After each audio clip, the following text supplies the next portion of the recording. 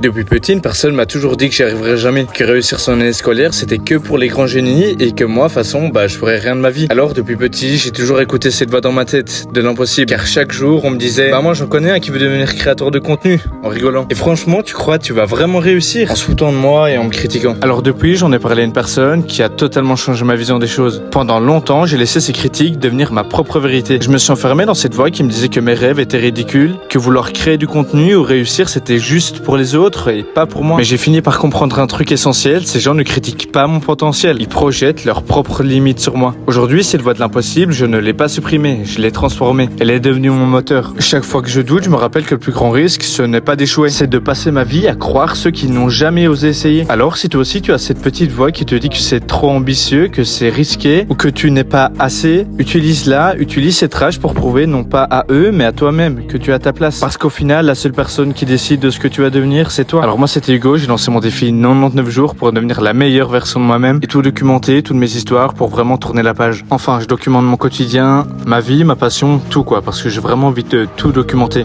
Alors abonne-toi.